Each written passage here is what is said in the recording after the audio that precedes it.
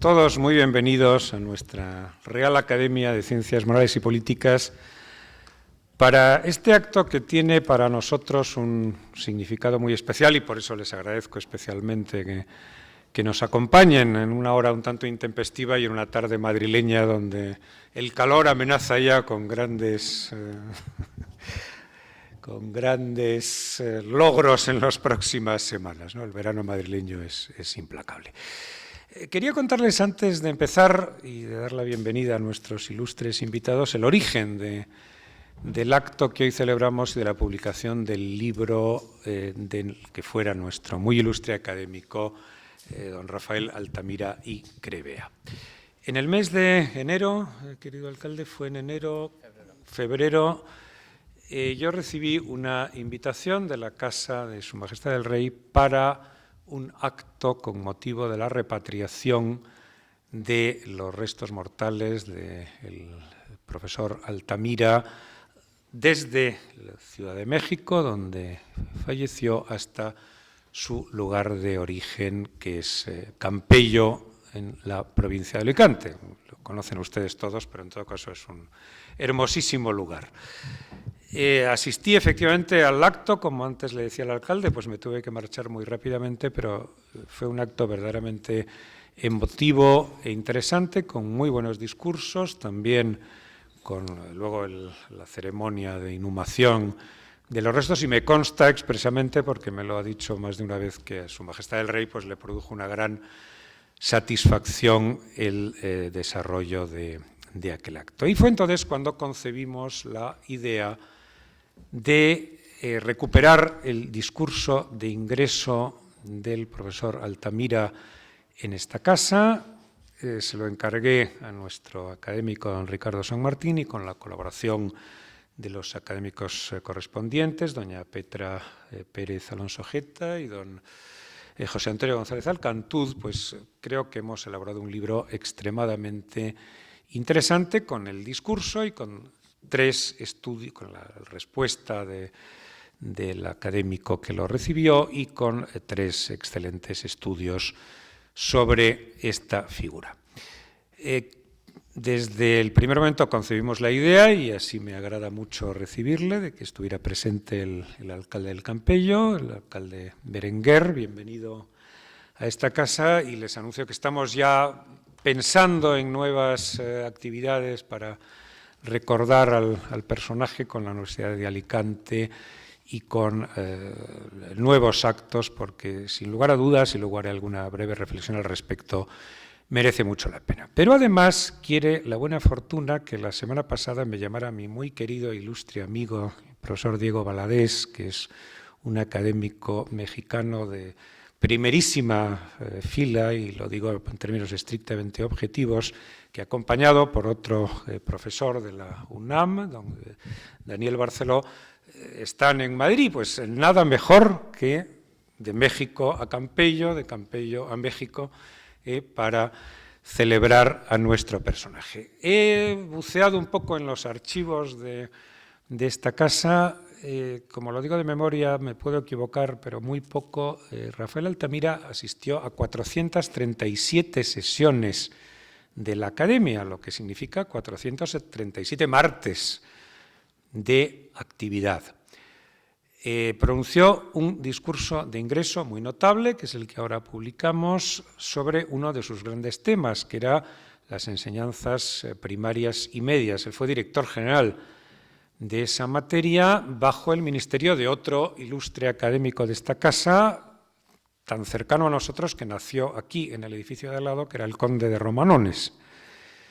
Y además, como saben muchos de ustedes, acabo de publicar una larga biografía sobre Jovellanos, y es muy significativo que Altamira presidió en 1911, con motivo del segundo centenario, del primer centenario del fallecimiento de don Gaspar, un concurso público para estudiar con un premio de la Academia las memorias de Jovellanos. Se presentaron unas cuantas aspirantes, hubo 3 ganadores y 2 accessit, que yo estudio en el libro, y quienes valoraron aquel concurso fueron nada menos que el profesor Altamira y otro de los más ilustres académicos de esta casa, don Gumersindo de Azcárate. Por tanto, todo género de motivos para que lo recordemos hoy con la satisfacción y la alegría que merece. Bien, el acto va a consistir en unas intervenciones de nuestros invitados. Saben ustedes que a las 6:30 tenemos nuestra sesión ordinaria de todos los martes y, por tanto, pues tenemos que tener una cierta contención, ¿no?, en el uso del tiempo, pero quiero de verdad agradecerles a todos ustedes que nos acompañen, porque una sociedad que homenajea a los mejores se homenajea a sí misma. Es decir, una sociedad tiene que entrar en la plena y legítima posesión de su historia, de toda su historia. Y Altamira es un personaje admirable. No todo el mundo ha sido representante de España en el Tribunal Permanente de Justicia Internacional. No todo el mundo ha escrito un libro brillantísimo sobre la historia de España y de la civilización española, que yo he releído con enorme interés. No todo el mundo, creo que no conozco personalmente a ninguno, ha sido 2 veces candidato al Premio Nobel de la Paz, aunque no lo obtuviera, la condición de candidato ya es muy significativa. Y por tanto, pues en esta casa nos sentimos muy orgullosos del personaje. Fue también miembro de otra academia con la que mantenemos magníficas relaciones, con la Real Academia de la Historia, y es muy grato, por tanto, que hoy tengamos este acto en que ustedes nos acompañen. Vamos a comenzar entonces las intervenciones y tiene en primer lugar la palabra don Juan José Berenguer Alcobendas, alcalde de El Campello. Adelante. Aquí. Muy bien. Pues buenas tardes. Muchísimas gracias, señor presidente de la Real Academia de las Ciencias Morales y Políticas, don Benigno Pendas, componentes de la mesa, don Ricardo San Martín, profesor del Departamento de Psicología Evolutiva y Didáctica de la Universidad de Alicante, doña Petra María Pérez Alonso Jeta, profesora de la Universidad de Valencia y catedrática de Teoría de la Educación, ilustrísimo señor don José Antonio González, catedrático de Antropología Social de la Universidad de Granada, autoridades, académicos, amigo Ignacio Ramos Altamira, es que acabo de ver que entrabas, bisnieto de don Rafael. Señoras y señores, que el alcalde de un pequeño pueblo de la costa levantina sea invitado por esta institución y en este espacio tan emblemático para intervenir en la presentación de un libro referido a nuestro ilustre vecino que fue Rafael Altamira Crevea, de innegable proyección internacional, supone un auténtico honor y, en lo personal, una satisfacción también como campellero que soy. Quiero comenzar esta intervención, que evidentemente será corta, expresando en nombre del Ayuntamiento del Campello y en el mío propio nuestro más sincero agradecimiento por la invitación a este acto. Para el Campello, que este año celebra sus 125 años de historia, como ven, somos un municipio muy joven, siendo independiente de la ciudad de Alicante, con la que limita, la figura de Rafael Altamira no es solo la de un intelectual de talla universal, sino también la de un hombre profundamente vinculado a nuestra tierra, a nuestra historia y a nuestra identidad colectiva. Altamira fue jurista, historiador, pedagogo, literato y humanista, entre otras muchas cosas, pero sobre todo fue un defensor incansable del entendimiento entre los pueblos, de la justicia y de la cultura como instrumentos de progreso. Su trayectoria académica y su compromiso con los valores democráticos le situaron en una posición destacada en la vida intelectual española e internacional de su tiempo.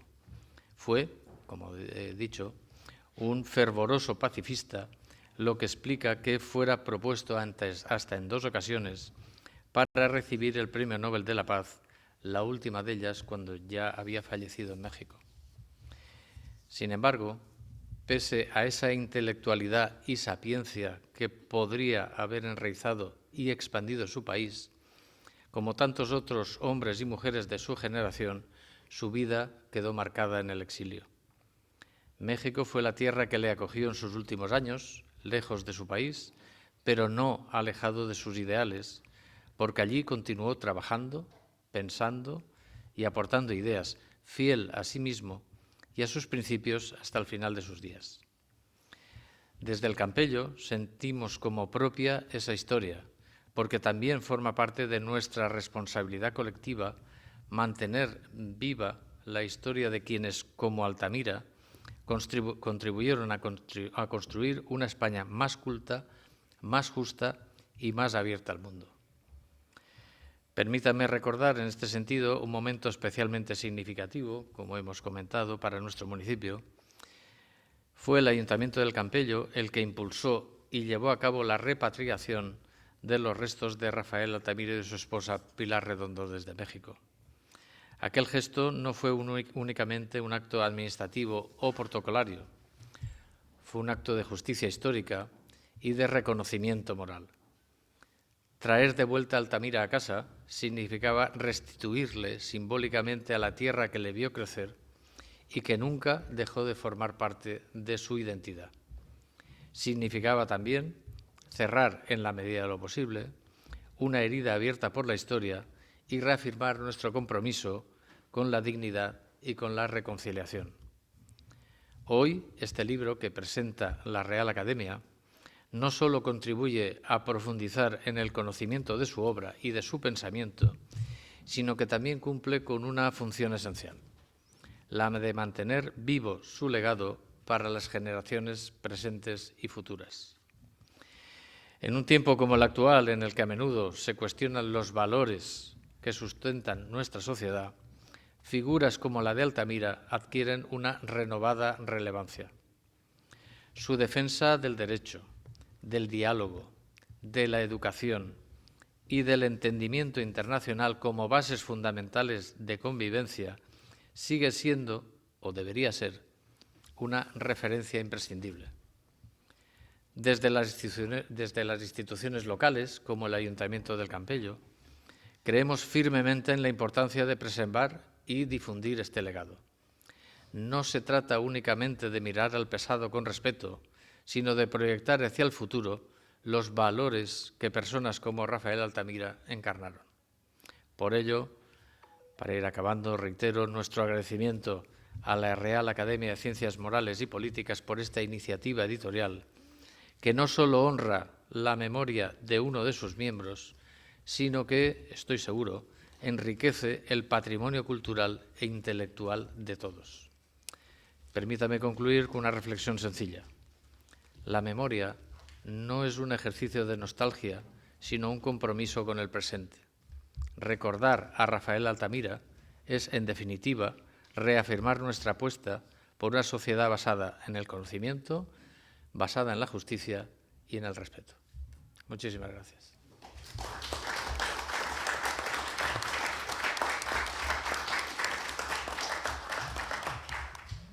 Muchas gracias, alcalde, gracias por tu presencia y por tus palabras.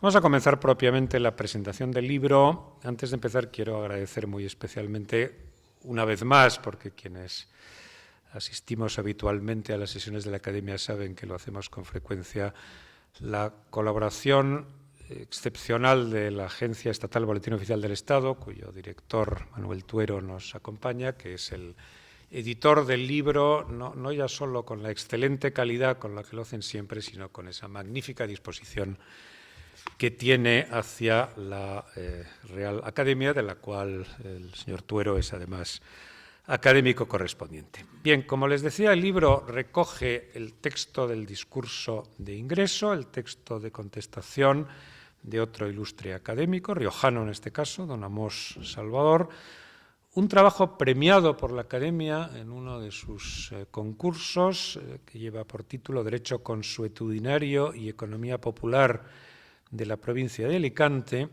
y luego 3 estudios que encargó el académico profesor San Martín, que se ocupa de Altamira etnógrafo, y los otros dos a cargo de nuestros dos colegas correspondientes que van a intervenir inmediatamente. En primer lugar, don José Antonio González Alcantud.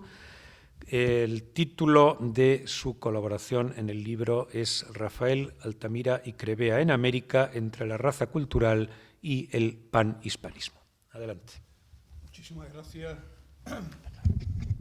Muchísimas gracias, señor presidente Benigno Pendá, a quien le agradezco especialmente esta iniciativa, y también a mis queridos colegas y al profesor Ricardo San Martín, que ha coordinado la edición.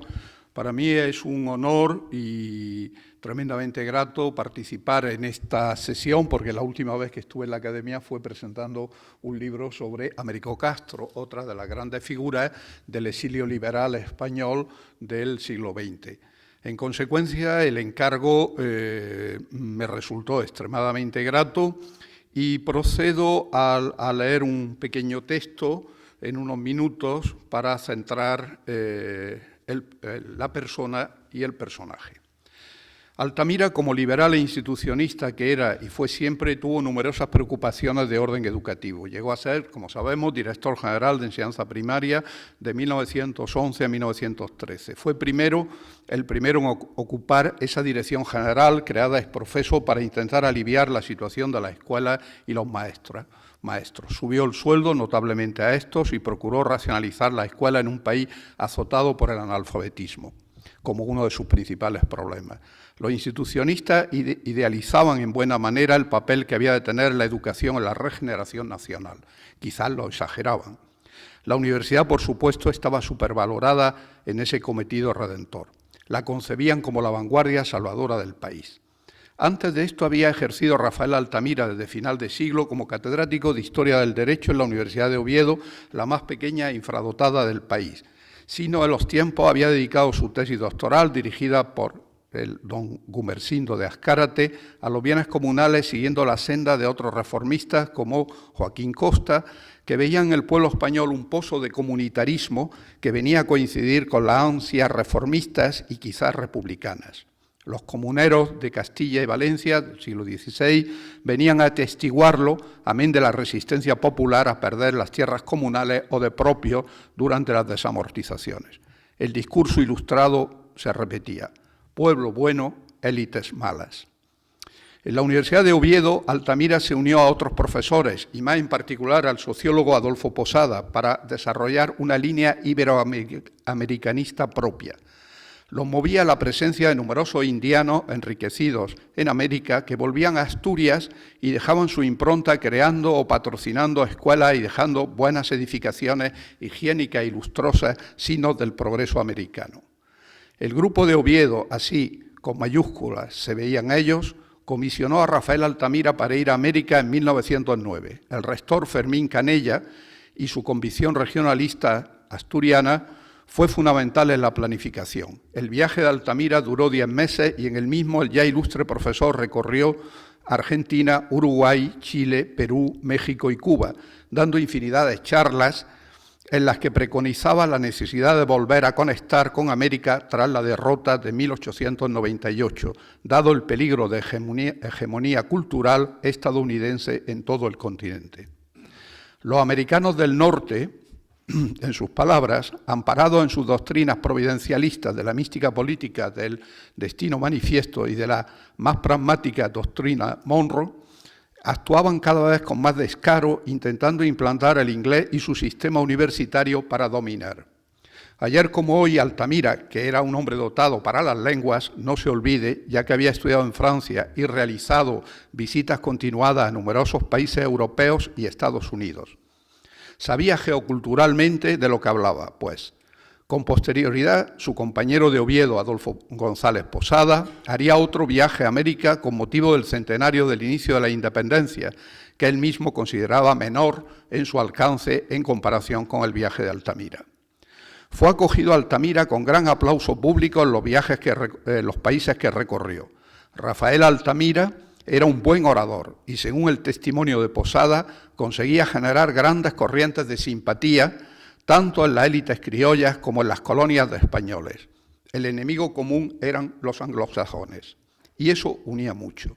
Acogió a Altamira con gran contento obras como Ariel de José Enrique Rodó y En qué consiste la superioridad de los latinos sobre los anglosajones de Víctor Arreguine, ambos uruguayos, publicadas en torno a 1900. Sin embargo, en Cuba, donde fue acogido oficialmente con un calor que buscaba olvidar las pasadas guerras, el historiador y etnólogo Fernando Ortiz consideró que su misión era neocolonialista e incluso racista y polemizó ácidamente con él. Hoy, vistas las cosas en distancia, parece que la visión ortiziana, que veía en Estados Unidos un enemigo, pero también una oportunidad para la modernización, eran un tanto exageradas y no hacían justicia a Altamira. De hecho, Altamira, cada vez que hablaba y escribía, enfatizaba la relación entre iguales que debía haber entre los americanos y los ibéricos. Uno de los proyectos del Grupo de Oviedo era traer becarios y profesores americanos a España, al igual que hacerlo a la inversa. Incluso abrigaba la idea de fundar una universidad hispanoamericana que fuese el germen de esos proyectos, bien estuviese en América o en España. A Unamuno le parecía una quimera, que además competía con la Universidad de Salamanca. Cuando volvió a España tras su periplo, Altamira fue acogido triunfalmente con manifestaciones de simpatía de diferentes lugares, fuese en Oviedo, en Madrid o Alicante. Pero para desgracia suya, como lo ha demostrado Prado Prieto, los suyos, entre comillas, agrupados en la Junta de Ampliación de Estudios, fundada en 1907, organismo de vocación exterior en consonancia con el institucionismo, habían decidido capitalizar su campaña americanista en beneficio de Madrid. Ningunearon al Grupo de Oviedo, al que no concedieron ningún recurso para desarrollar lo predicado por Altamira en América. Mientras tanto, otorgaban todos los medios disponibles a la JAE, a la Junta de Ampliación de Estudios, que hizo mucho menos de lo esperado, constituyendo un fracaso constatado su actuación. De 1.700 becarios, solo 15 fueron americanos. En el fondo estaba el tema sempiterno de la centralización. Y, por supuesto, en ese contexto, Oviedo contaba bien poco. Como se ha indicado oportunamente, dos modelos de relaciones en América estaban en juego. El de Oviedo, citamos que era igualitario en sus relaciones, mientras el de la JAE, la Junta de Ampliación de Estudios, era impositivo. Esta última traía profesores europeos y norteamericanos que enseñaban aquí, y los españoles a su vez lo hacían de eco hacia América. Ningún deseo real de intercambio igualitario. Cuando he leído este asunto, realmente me he indignado. Para alejarnos de cualquier veleidad protestataria y silenciarlos, tanto a Rafael Altamira como a Adolfo González Posada se le ofrecieron sendas cátedras en Madrid, a la vez que se les quitó toda posibilidad de liderar el movimiento pan-iberoamericano desde Oviedo.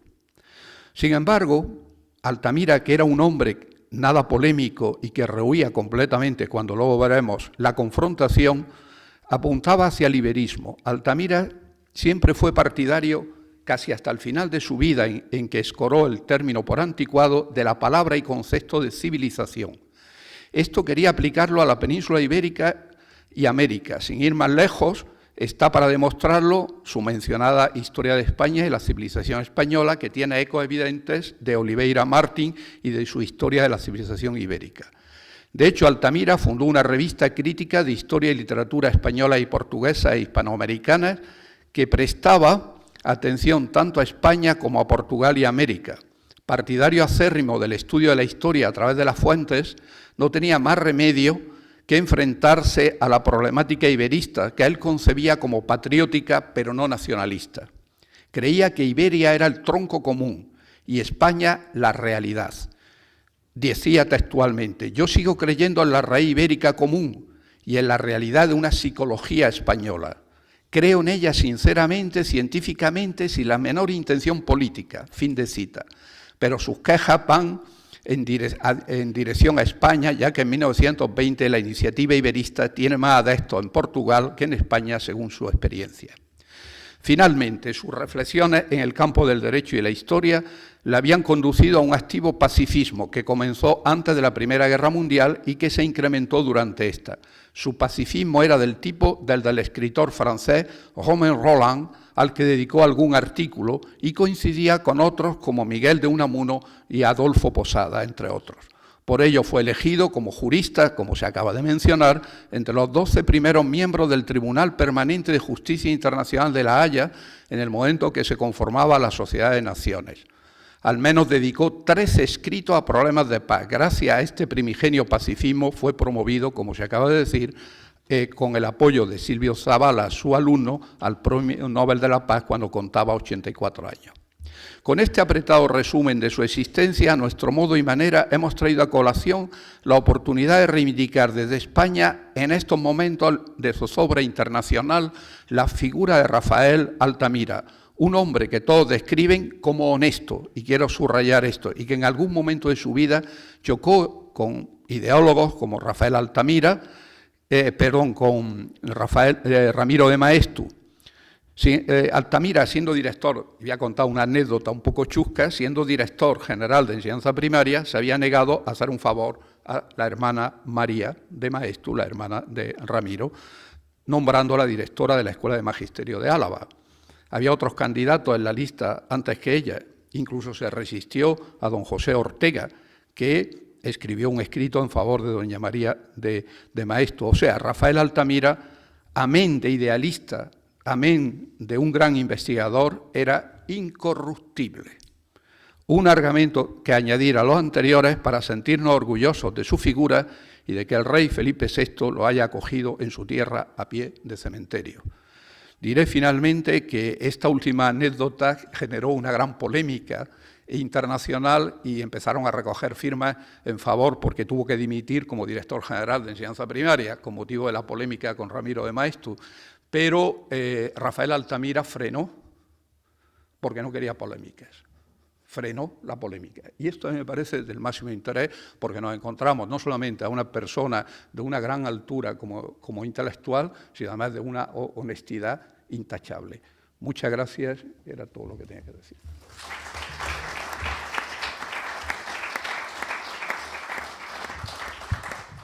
Muchas gracias al profesor González Alcantud y tiene ahora la palabra doña Petra María Pérez Alonso Geta. Muchas gracias, señor presidente. Excelentísimos señores académicos, señoras y señores, tengo que confesarles que me conmueve comparecer hoy en esta ilustre academia para glosar junto a mis compañeros la figura de Rafael Altamira y Crevea, insigne jurista, historiador y pedagogo.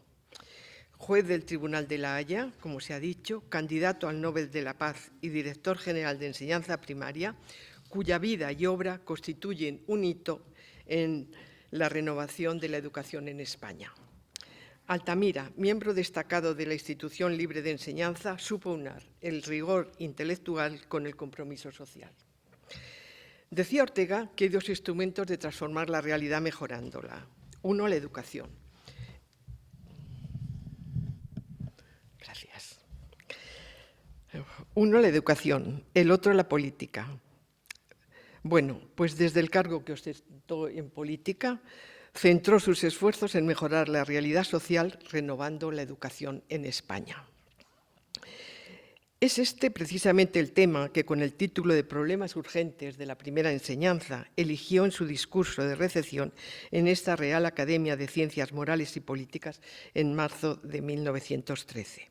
El texto refleja claramente el pensamiento pedagógico de Rafael Altamira, para quien el problema de la enseñanza no debía entenderse únicamente como una cuestión técnica o administrativa, sino como una auténtica preocupación nacional. En conjunto, refleja el pensamiento reformista de Altamira y su convicción de que la regeneración educativa debía apoyarse en tres pilares fundamentales: la dignificación del maestro, la ampliación de la red escolar y la modernización pedagógica. Destaca en sus planteamientos por su capacidad para analizar de manera crítica los problemas que afectaban a la enseñanza en España y por ofrecer propuestas de renovación orientadas al futuro. Su pensamiento educativo no se limitó a señalar las deficiencias del sistema, sino que partiendo de un análisis de esa realidad, trató de abrir caminos de modernización mediante propuestas realistas y progresivas que sentaron las bases de reformas futuras, algunas de las cuales se alcanzaron ya en democracia. Efectivamente, en el último cuarto del siglo XIX, la educación española adolecía de graves carencias. Falta de escuelas, insuficiente formación y retribución de los maestros y una instrucción pública anquilosada. En este contexto, la institución libre de enseñanza, inspirada en el krausismo y en las ideas de Rousseau, Froebel y Pestalozzi, emergió como un motor de renovación pedagógica. Altamira, discípulo de Azcárate y Giner de los Ríos, se integró en este movimiento, asumiendo la libertad de pensamiento y la fidelidad a la ciencia como principios rectores. Altamira defendió que la educación debía ser el gran proyecto nacional, capaz de regenerar la sociedad y preparar ciudadanos libres y responsables, consciente de la realidad educativa del momento, muy alejado de los principios de la escuela nueva que ya estaban en ese momento en auge en los países europeos. En su proyecto educativo distingue de una forma que nos resulta hoy muy actual entre valores, fines y objetivos, y la necesidad de adaptarlos a las circunstancias de cada momento. Ello le llevó a proponer reformas concretas para la dignificación y mejora salarial del magisterio, construcción de nuevas escuelas, obligatoriedad real de la escolarización y modernización de métodos y materiales didácticos. En línea con lo que hoy recomiendan reiteradamente los informes PISA y de la Fundación Europea de Sociedad y Educación, supo ya entonces ver el interés que tiene para mejorar la educación de un país el reconocimiento social del ejercicio de la profesión docente y la necesidad de revalorizar el ejercicio de la misma. Uno de los ejes de su pensamiento, como venimos insistiendo y que quedó patente en el discurso en esta Real Academia, fue la reivindicación del maestro como pilar de la sociedad. Denunció la precariedad y el bajo prestigio de la profesión, señalando que sin una adecuada remuneración y reconocimiento social sería imposible atraer a los mejores talentos a la enseñanza. Propuso el pago directo por parte del Estado, que hasta entonces estaba en los municipios, y la creación de una escala salarial digna, anticipando debates que aún hoy nos interpelan. El prestigio social de la profesión docente asociado a la precariedad económica viene de lejos. Ya Luis Vives, en las disciplinas, recogiendo a Sócrates, señala la necesidad de proveer a los niños de los mejores maestros y pagarles bien con el tesoro público. Pero Altamira va más allá. Supo poner en cuestión la relación bidireccional que existe entre el prestigio de una determinada profesión y el desempeño de la misma, adelantándose a la idea, hoy ya consolidada, de que el prestigio de una profesión es un elemento determinante para su desempeño. Con esta convicción, desde la Dirección General se ocupó de plantear propuestas concretas que puedan responder a la necesidad de crear nuevas escuelas, así como que las escuelas sean graduadas para un desempeño profesional mejor, tratando así de prestigiar una profesión clave para la formación de las nuevas generaciones. En el desempeño de esta Dirección General, intuyó que había que abrir nuevos caminos, nuevas propuestas. Pudo constatar cómo el sistema público desatendía a colectivos tradicionalmente marginados como las mujeres y los niños, llamados entonces con discapacidad. El interés por la educación de la mujer lo muestra la conferencia que pronunció tras su dimisión como director general el 8 de noviembre de 1913 en el Instituto Internacional para Señoritas, sobre los derechos de la mujer en la historia de España. En ella hizo un recorrido desde la época romana a la situación de la educación de la mujer y concluyó con las aportaciones de su amiga Concepción Arenal. Destacó la labor de la Escuela del Hogar y Profesional de la Mujer, creada el 7 de diciembre de 1911 por un Real Decreto a iniciativa del propio Altamira, que permitió a las mujeres adquirir conocimientos no solo para el desempeño del hogar, sino también de materias como las matemáticas y otras, que les sirvieron de base para el ejercicio de algunas profesiones. Todo ello significó, entonces, un importante avance en la profesionalización de la mujer. Lo mismo cabe decir de la educación de niños llamados entonces discapacitados. Rafael Altamira, en su discurso en esa Real Academia, apostaba ya por contar con crédito suficiente para empezar la enseñanza de anormales, previa formación del personal idóneo para las escuelas de esta clase que poseen, ya argumentaban, las naciones extranjeras más avanzadas. Las propuestas pedagógicas de Altamira, de las que hemos hecho aquí brevemente referencia, plasmadas en muchos de sus escritos y conferencias, fueron recopiladas en su diario pedagógico, publicado en 1923, y en él nos muestra un pensamiento pedagógico muy avanzado para la época. De alguna forma, sus propuestas abrieron caminos de futuro.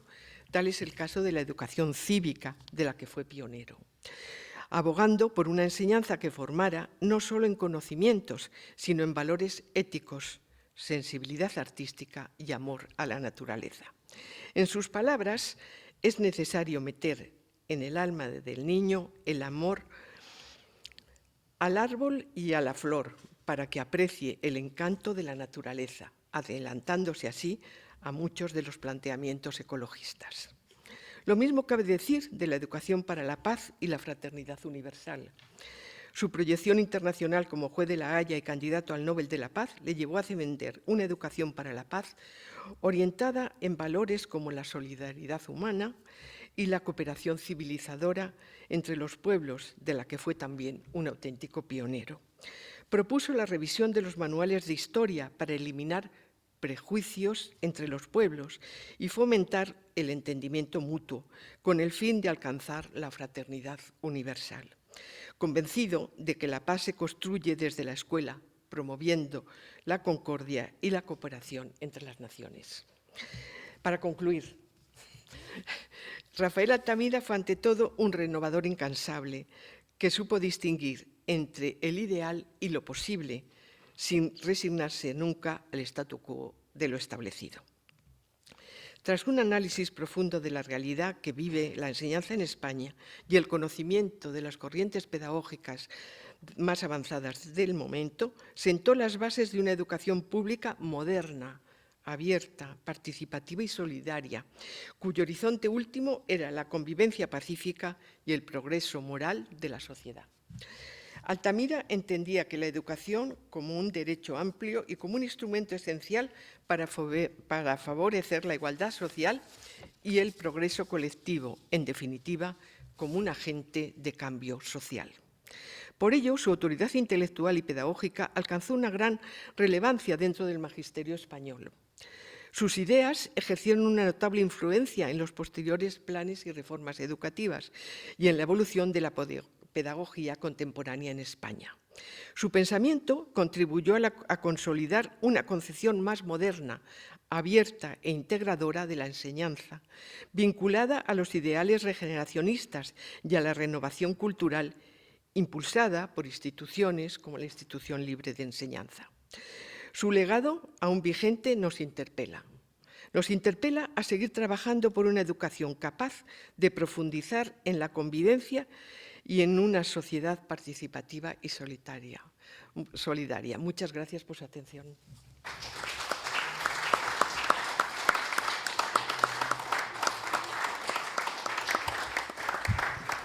Muchas gracias, profesora Pérez Alonso Geta. Y ahora tiene la palabra el académico de número, excelentísimo señor don Ricardo San Martín Arce.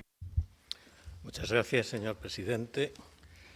Muchas gracias a la Academia por el encargo de hacer este libro recopilatorio. Para mí es un honor hablar de Altamira en esta Academia. Incluso me siento interpelado por la presencia de la familia de Altamira, también aquí presente. Pero eso ayuda, sin duda, a ver la realidad de la historia. Es decir, una historia que llega hasta nuestros días de forma personal, de forma política y democrática, de forma académica, con esos temas tan importantes como el propio discurso de entrada o todo el movimiento internacional que supo presentar también mi querido colega José Antonio González Alcantudo. Gracias, por tanto, a ellos dos. Yo simplemente he hecho de coordinador y he escrito también mi personal visión de esa memoria premiada sobre Alicante, entre otras razones porque yo también trabajé en la Comunidad Valenciana, sobre todo en la provincia de Valencia. Incluso me adentré por la provincia de Alicante, en el borde norte de Alicante, y entonces pude comparar cosas, ¿no?, con su obra. Leer hoy la obra de Altamira es valioso por muchas razones. Las más destacables por mi parte serían las relacionadas con el tiempo, con los más de 100 años, 123 para ser exactos, transcurridos entre su premiada memoria, Derecho Consuetudinario y Economía Popular de la provincia de Alicante y nuestros días. Sus ideas siguen hoy tan vivas como su mirada en la fotografía que elegimos para la portada, que creo que ha quedado muy bien.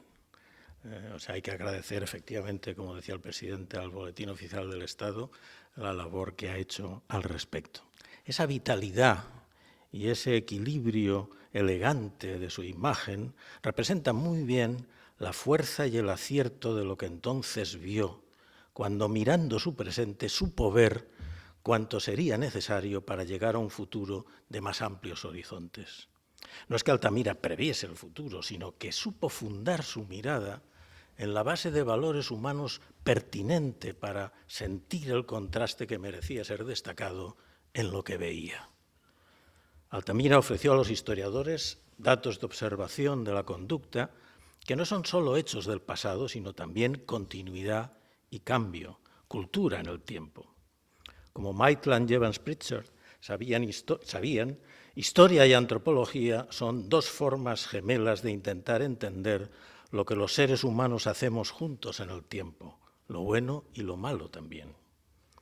En su análisis, Altamira percibió bien los males de la patria como tantos otros regeneracionistas y puso su esfuerzo y sincero interés proponiendo soluciones.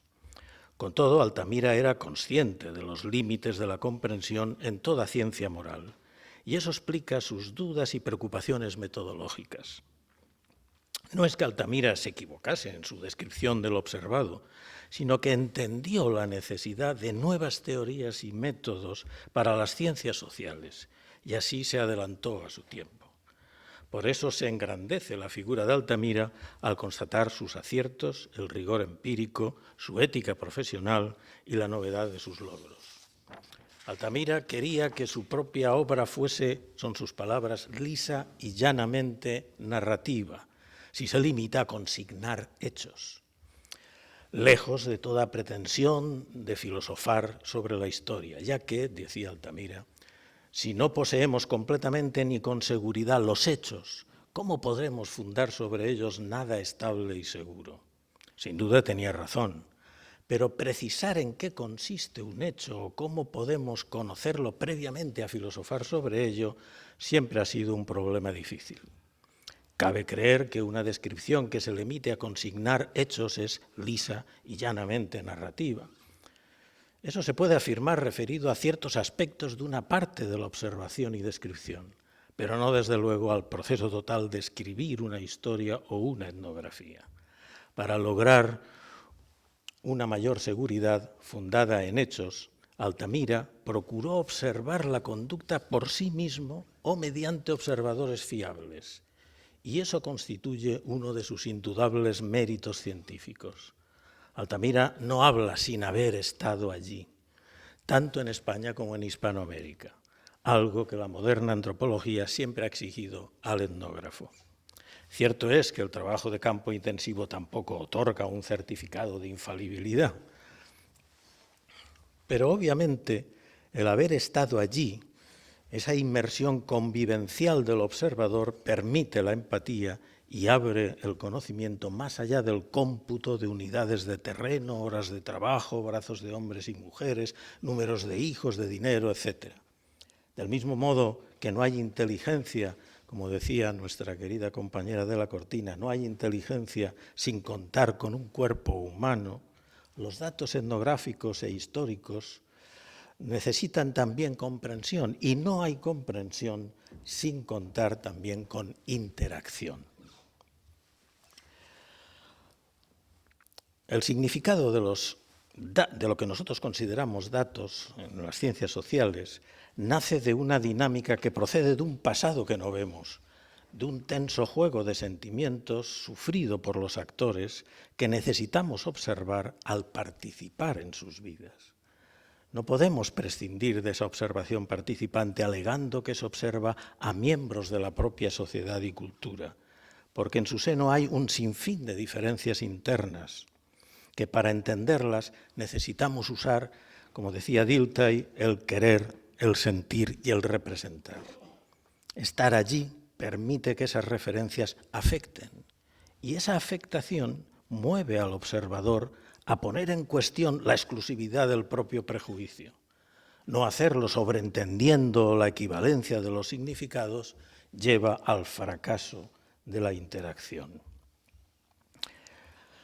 Ese fracaso obliga a repensar el primer diagnóstico y a rehacer toda la interpretación. De ese modo se transforma la pobreza semántica del propio sistema categorial y se abre el método a la comprensión. Ese camino del pensar que practicó Altamira es, según John Dewey, el que legitima las inferencias tras la comparación entre datos recabados bajo condiciones tan diferentes como sea posible, como decía John Dewey. Por eso la antropología aborda a la vez la experiencia económica, familiar, política, religiosa, estética, etc. De hecho, Altamira comienza con un rápido resumen de la geografía e historia de la provincia de Alicante, destacando tanto la escasez de agua, la costa mediterránea y la orografía, como la influencia de la conquista aragonesa y castellana y la posterior repoblación, cada una con sus peculiaridades. Su preocupación metodológica aparece ya en el inicio de su texto, al expresar cómo sus fuentes abarcan la totalidad de la provincia, sus principales municipios, señalando incluso los nombres de los autores y obras consultadas, así como sus informantes más destacados, cosa que hoy no solemos hacer en antropología, de decir concretamente el nombre de nuestros informantes. Pero esto es un indicador de la claridad y honestidad de su investigación, como ya han destacado mis colegas. Con todo, él era consciente de los inevitables sesgos que se podían producir y que hoy a veces constatamos después de haber pasado 120 años. Altamira se empeña en registrar pueblo a pueblo, contrato a contrato, uso a uso, tanto de la tierra como del agua, descripción y recuento que aplica igualmente a la vida de la familia, desde el noviazgo y sus ritos hasta el entierro, centrándose en los tipos de familia de labradores y de obreros, analizando los ritos, pero en gran medida sin intentar dar una explicación del significado de esos ritos. Cita, por ejemplo, enigmas psicológicos, en cierta forma, dice él, inexplicables. Por ejemplo, al describir el gobierno económico familiar por parte de la mujer o el prohijamiento de niños del hospicio. El ambiente de los campesinos que él observaba poco tenía en común con un mundo de relaciones universitario, europeo y americano. A pesar de que, desde un punto de vista formal, tanto el investigador como sus estudiados hablasen el mismo idioma o tuviesen, si se lo hubiesen sacado, un mismo pasaporte. Con todo, su sensibilidad de buen observador le lleva a destacar cómo los padres adoptantes toman muy a mal que se mencione siquiera esa diferencia de origen con los hijos legítimos. El niño del hospicio es tan suyo como el que han dado a luz. Altamira, de ese modo, dirige la atención hacia un proceso menos formal, más largo, cargado de múltiples cuidados, preocupaciones y gozos, en el que se funda el cariño, y son sus palabras, día tras día, pues para querer de veras a los hijos es preciso sufrir con ellos en sus enfermedades y molestias. Haber estado pendiente. Hay que asistir, en fin, termina Altamira, al lento despertar de su espíritu.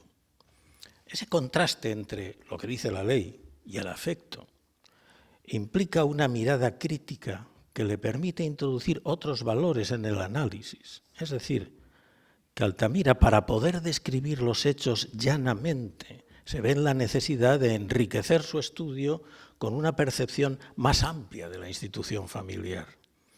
Altamira da, pues, datos etnográficos excelentes, pero su clasificación temática le lleva a separar en capítulos distintos los temas laborales y familiares, los contratos de la tierra y los riegos, etc., señalando las diferencias locales de cada pueblo.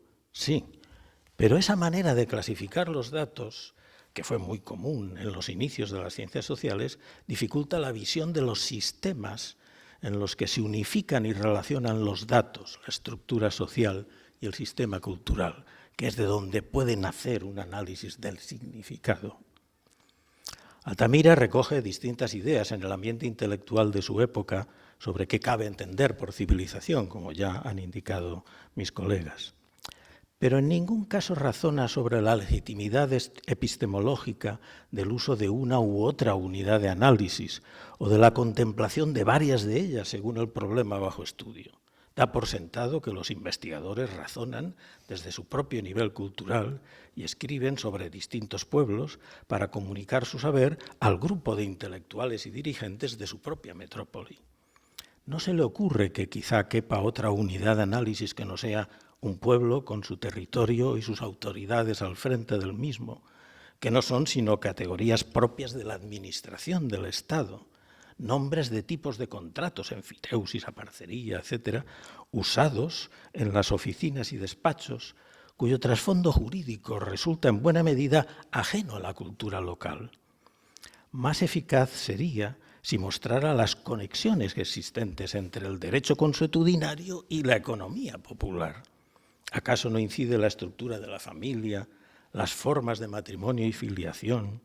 ¿Cuál es la edad media de los contrayentes, el espaciamiento medio de nacimientos de sus hijos? ¿Cuántas generaciones conviven bajo un mismo techo? ¿Con quién se quedan los padres ancianos? ¿Cuál es el proceso real, no el que prevé la ley, del reparto de la herencia? ¿Y por qué no comparar con otras zonas de España o del Mediterráneo? Altamira sabía, como Durkheim y Ortega, que no es tan seguro como ordinariamente se cree que la historia sea pura observación de hechos individuales. Y se pregunta si cabe interpelar los hechos observados en la historia para averiguar si se ordenan en alguna dirección, si llevan una orientación y si la hay, cabe deducirla o adivinarla a través de lo que sus hechos conocemos. En nuestro estudio hemos propuesto comparaciones de lo que Altamira consideraba inexplicable con los trabajos de campo que distintos autores han llevado a cabo en la segunda mitad del siglo XX. Para entender lo inexplicable, dichos autores combinaron el modo de integrar los datos de la observación y en vez de clasificar por temas y geografía, buscaron integrar los campos de experiencia que Altamira separaba en capítulos distintos para mostrar su estructuración social y cultural en la experiencia vivida desde el punto de vista de los actores. Ese modo de comparar e integrar datos permitió a autores como, por ejemplo, Alan McFarlane, descubrir una línea divisoria entre el norte y el sur de Europa que desde el siglo XIII todavía se refleja en los datos actuales. En el lado norte, un menor peso del poder paterno, junto con la salida a más temprana edad de los hijos para trabajar contratados fuera de su familia. División que persiste en el 2025, puesto que los jóvenes se emancipan cada vez más tarde. Por ejemplo, en España la edad para dejar el hogar familiar es de 30,4 años, mientras que la media europea es de 26,3. y entre 2011 y 2023 el porcentaje de jóvenes que vive con sus padres ha aumentado 12 puntos en España. Las deficiencias del viejo método no desmerecen la extraordinaria labor de la Institución Libre de Enseñanza, de los amigos regeneracionistas, del propio Altamira y de los ilustrados en la modernización de España. Pero sancionar solo la validez del punto de vista de la administración, de las oficinas, de los despachos, exterior al de los actores observados, no fue solo etnocentrismo, sino un modo de reproducir la desigualdad y la ignorancia recíproca entre la gente y sus dirigentes, que además de ser un viejo mal de la patria que Altamira y Costa y demás regeneracionistas denunciaron, recordemos, por ejemplo, lo que decía Costa sobre la ley municipal en 1877, donde pedía que, en vez de tomar como modelos la ley alemana, la ley italiana, fueran por los pueblos, hablaran con los secretarios de los ayuntamientos y les dijeran cómo lo hacían ellos, ¿no? Para a partir de esos datos, según ellos lo hacían y lo veían, crear una ley. No le escucharon tampoco, lamentablemente, a Rafael Altamira. No hay, por tanto, un error, diríamos, en sus planteamientos, sino todo lo contrario, es decir, un deseo de impulsar otro tipo de métodos y de acercamientos. Para terminar, quisiera destacar el capítulo 5 de la memoria de Altamira, en el que prueba el rigor de su observación y la precisión que con su empatía consigue al estudiar el trabajo agrícola y la institución de las cuadrillas, así como también un largo capítulo, el 9, sobre las costumbres relativas al agua del riego. Son capítulos que no presentan simplemente una descripción del mercado del agua, sino un estudio completo de instituciones, de historia y de estrategias políticas y económicas que encarnan valores morales, como se ha destacado, no solo sobre la educación, sino también sobre un recurso tan escaso como es el agua, sujeto desde el siglo XIV a abusos e incumplimientos de las leyes que recoge Altamira también al hablar de ello. Sus datos, por tanto, se ven con gran sensibilidad, puesto que él se fija incluso en el cuidado de los jornaleros enfermos y va distinguiendo si el enfermo es por su culpa, si ha abusado del alcohol, o si el enfermo no es de su culpa. Y entonces observa cómo las medidas de los cabezas de cuadrilla son distintas en un caso y en otro y las recoge para hacer ver cuál es esa normativa popular, diríamos, que efectivamente están creando ellos con su conducta, ¿no? Recogen esos datos, por ejemplo, ellos, la distinción también en la cuadrilla, si la enfermedad es o no estando en la zona o habiendo migrado. Entonces le pagan el billete de vuelta, los gastos, etc. Es decir, va haciendo un derecho pie en tierra, diríamos, no pie en la ley, sino en los hechos, ¿no? Y todo eso lo recoge en su texto. De hecho, llega a decir que va viendo poco a poco, a pesar de la dificultad de la alimentación, las descripciones que hace Altamira sobre qué comían, qué bebían, cuándo tenían una sardina, cuando tenían una faena que fuese dura, entonces les daban una sardina, si no eran verduras realmente, ¿no? Cómo había trabajos de sol a sol, el trabajo infantil, el trabajo de las mujeres en el campo, todo eso lo describe con una sensibilidad enorme. Pero al mismo tiempo se da cuenta, y lo recoge Altamira, de cómo se van produciendo ventajas al inicio de la industrialización.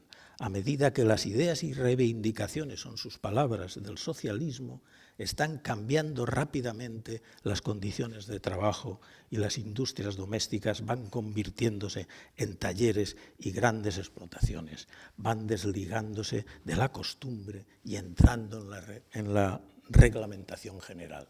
Es decir, que se da cuenta de ese derecho popular, cómo va haciéndose ya derecho positivo. No en este texto, pero sí en su libro Psicología del Pueblo Español, sus palabras pueden servir para terminar esta presentación. Decía Altamira, recopilando un conjunto de valores que él apreciaba mucho, el éxito de las naciones, todavía más que en la construcción de sus leyes y en el carácter orgánico de sus instituciones, estriba en la posición y juego de ciertas cualidades relativas al sentimiento, a la voluntad y a la inteligencia. El entusiasmo, el patriotismo, la aspiración siempre abierta a nuevos deseos, la constancia, la energía, el desinterés en aras del bien común, la solidaridad nacional, la transigencia como condición de la convivencia civil, el deseo de hacer bien lo que a cada uno corresponde. En el texto hago un análisis mayor de esta frase de lo que cada uno corresponde, porque en fin, tiene un trasfondo cultural más importante de lo que puede apreciarse simplemente al leerla, ¿no? La disciplina y el respeto a las propias leyes mientras existen, combinadas con la flexibilidad de espíritu y un tenaz empeño y una labor asidua, etcétera, etcétera. No estos valores y estos principios no se crean de golpe con decretos, termina Altamira, ni cambios de gobernación nacional o municipal. Muchas gracias.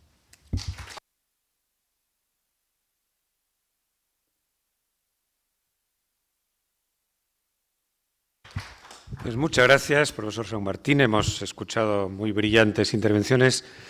El académico San Martín no les ha contado, pero yo sí lo añadiré, que en la memoria que él nos ha ilustrado magníficamente sobre ella, el lema con el que se presenta Altamira, dirigido a los alicantinos que nos acompañan, fue la millor terra del món.